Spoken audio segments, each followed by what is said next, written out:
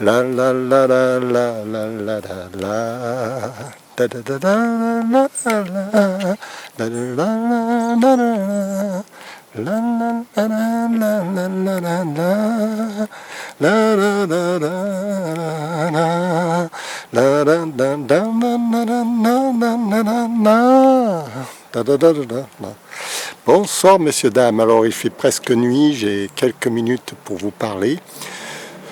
Nous sommes dans le cours 147 d'art dramatique avec Philou Dengo, votre professeur d'art dramatique.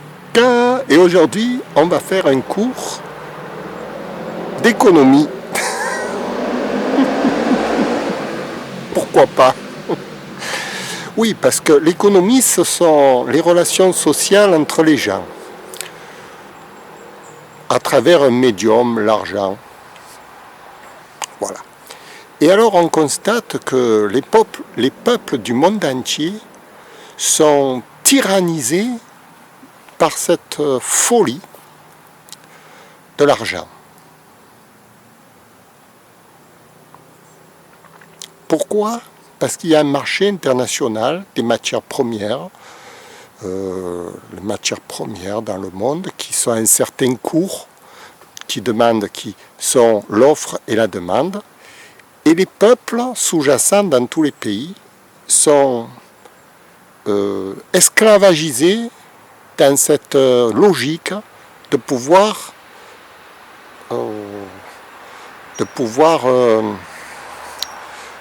enfin, c'est une balance commerciale, de pouvoir équilibrer leur balance commerciale entre ceux qu'ils achètent et ceux qu'ils vendent. Ce qui fait que c'est toujours une course perpétuelle au profit. Nous sommes comme perpétuellement en guerre économique en quelque sorte. Ce qui conduit à des catastrophes, à des tueries, à des massacres, à des fabrications frauduleuses de produits, etc. C'est abominable, abominable. Dans toutes les industries, c'est abominable. Le seul maître mot, c'est de gagner de l'argent sans se soucier un seul instant du peuple. Le peuple ne compte plus. Bon, enfin. Alors, pour sortir de cette tyrannie de l'argent, il faut créer une monnaie virtuelle qui ne soit plus indexée au marché international des matières premières. C'est tout simple. Il fallait juste y penser. Et c'est qui pense le premier? C'est moi. Non, c'est pas moi. C'est pas moi qui ai pensé à cette idée.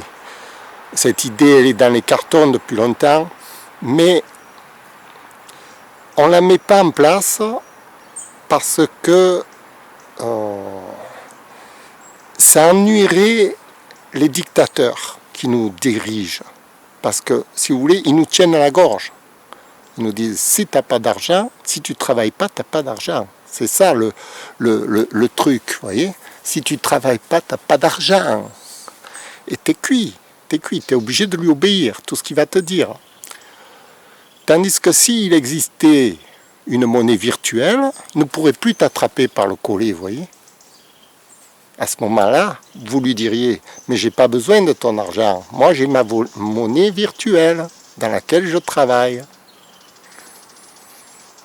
Et alors là, il serait horrifié, parce qu'il ne pourrait plus attraper les gars par la gorge pour leur dire, allez, travaillez pour moi. Vous voyez? Mais, pour mettre en place cette monnaie virtuelle, donc, qui soit déconnectée du monde matériel, des matières premières, du pétrole, de toutes les marchandises, etc., il faut qu'il y ait une autorité supérieure qui régularise ça. Et c'est là où le peuple est bloqué, parce qu'il n'a pas d'autorité supérieure qui peut prendre ses intérêts en compte. Parce que les gouvernements dans tous les pays sont tiraillés par la même problématique de gagner de l'argent, d'équilibrer les comptes en permanence. On a des débats économiques pour savoir comment on va payer ceci, comment on va payer cela. dans les parlements, les gouvernements, ils ne pensent qu'à ça, qu'à l'argent en gros. L'argent concret. Et donc, si le peuple lui-même s'inventait une monnaie virtuelle pour se déconnecter du système, en ayant une passerelle tout de même, en établissant des passerelles avec le monde réel. Voilà, le but c'est de pouvoir créer deux mondes côte à côte, le monde concret matériel de l'argent tel qu'il est, et le monde virtuel des services, que j'appelle ça le monde des services. C'est-à-dire ce serait une monnaie virtuelle qui rétribue les services. Vous rendez service à votre voisine, vous touchez tant d'argent virtuel. La voisine, elle vous fait à manger, vous lui donnez tant d'argent virtuel. Et cet argent virtuel, pour qu'il ait un sens, il faut qu'il soit régulé par une autorité supérieure qui puisse attribuer à chacun de nous sa part de monnaie virtuelle et sa part de travail qu'il fait réellement dans la vie quotidienne. Parce que le service, c'est du travail tout de même. Ça a un poids sur l'économie, sur tout ce qu'on veut. Mais ce service n'est pas pris en compte par le monde actuel. Par exemple, moi par exemple, si je rends service à diverses personnes, c'est pas pris en compte. On ne me donnera pas jamais de l'argent virtuel, je veux dire. Alors que je mérite de l'argent virtuel, puisque je rends des services en permanence, à droite, à gauche, de partout. Mais on ne me rétribue pas, parce que pour me rétribuer, il faut que je fasse une déclaration, il faut que la personne elle veuille payer de l'argent réel, et on est bloqué. Voilà. Donc, ma solution économique, c'est de créer donc deux mondes parallèles, un monde attribué à l'argent normal, qui ne changerait pas, on resterait toujours dans le même truc, mais donner la possibilité à tous ceux qui rendent des services gratuitement d'être rétribués en compensation de cette gratuité, par une monnaie virtuelle, gratuite aussi. C'est pas une monnaie...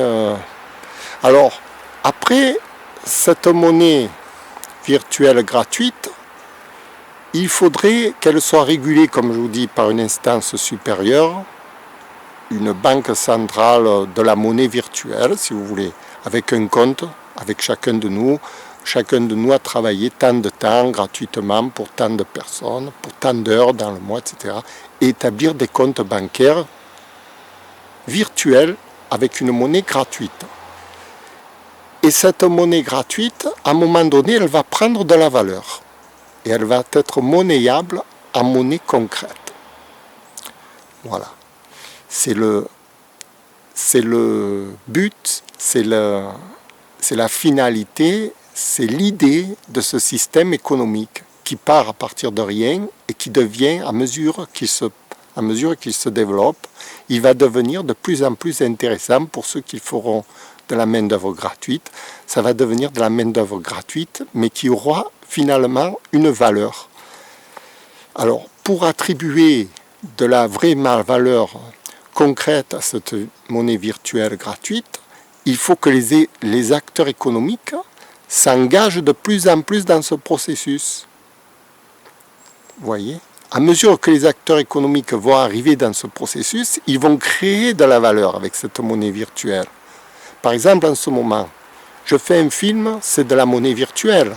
Je ne paye pas, vous ne payez pas, personne ne paye. Pourtant, ce film, il a une valeur. Il a une valeur potentielle qu'il peut atteindre. On ne sait pas quand, on ne sait pas comment, mais à un moment donné, tout à coup, il va avoir une valeur. Ben là, c'est exactement pareil. Il faut établir une empreinte sur tous les services que l'on fait, parce que tous ces services, à un moment donné, ils vont avoir une valeur. Mais si on n'établit pas d'empreinte, jamais on ne pourra rétribuer ces services qui ont été gratuits au départ. Voilà, c'est le but d'une économie à double ressort. C'est assez complexe à comprendre, Mais tout de même, c'est une analogie avec le film que je fais avec vous. Vous voyez, si je ne l'avais pas enregistré à la caméra, ce film, il ne pourrait pas prendre de la valeur par la suite. Là, il peut prendre de la valeur parce qu'il a été enregistré dans la caméra, qu'il a été ensuite diffusé sur un médium, et ce médium va pouvoir ensuite être monnayé. Et là, c'est un peu pareil. C'est le travail manuel au départ qui serait gratuit dans la société, mais qui serait enregistré sur un médium, dans une banque centrale de la monnaie virtuelle en quelque sorte, qui enregistrerait tous les travaux gratuits effectués. Et tous ces travaux gratuits, à un moment donné, ils vont prendre une valeur, parce qu'ils ont été enregistrés dans cette banque, comme ce film qui a été enregistré par ce médium. À un moment donné, il pourrait prendre de la valeur, si j'arrive à le monnayer. Et là, c'est pareil. Cette banque centrale qui aura tous ces services à disponibilité pourra monnayer tous ces travaux qui ont été faits et enregistrés avec de futurs investisseurs qui entreront dans le pays au fur et à mesure qu'ils se présenteront. C'est le but d'intéresser les investisseurs, parce que les investisseurs qui sont à l'étranger, qui veulent investir en Arménie et qui savent qu'ils ont une banque de données gratuite de travailleurs qui peut travailler pour eux, ils vont payer pour avoir cette banque de données, parce que ça deviendra un marché concret pour eux, parce qu'ils vont faire leurs calculs, ils vont se dire, moi je fabrique ça avec la main-d'œuvre manuelle gratuite, mais ça va me rapporter de l'argent. Tout comme quand par exemple je mets cette vidéo dans le public, quelqu'un va se dire, je vais prendre cette vidéo, ça va me rapporter de l'argent. Et bien exactement pareil pour le travail manuel. C'est un stockage dans une banque de données qui va pouvoir ensuite être monétisable. Voilà, c'est une idée à approfondir, à mettre en place. Je la dis comme ça parce que les idées, il vaut mieux les dire que se les taire.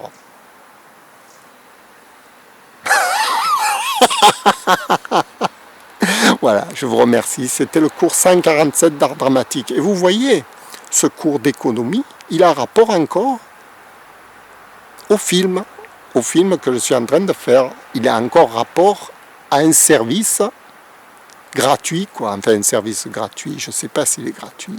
L'avenir me le dira, voyez.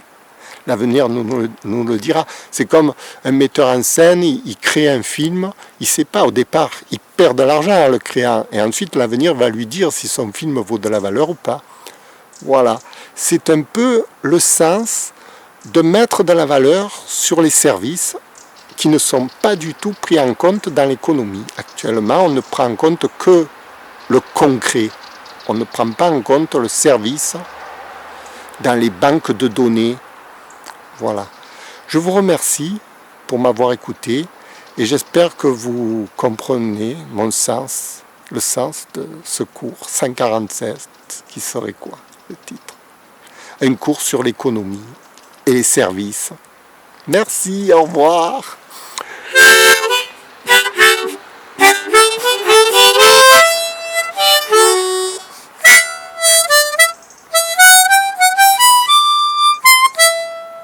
Merci, au revoir.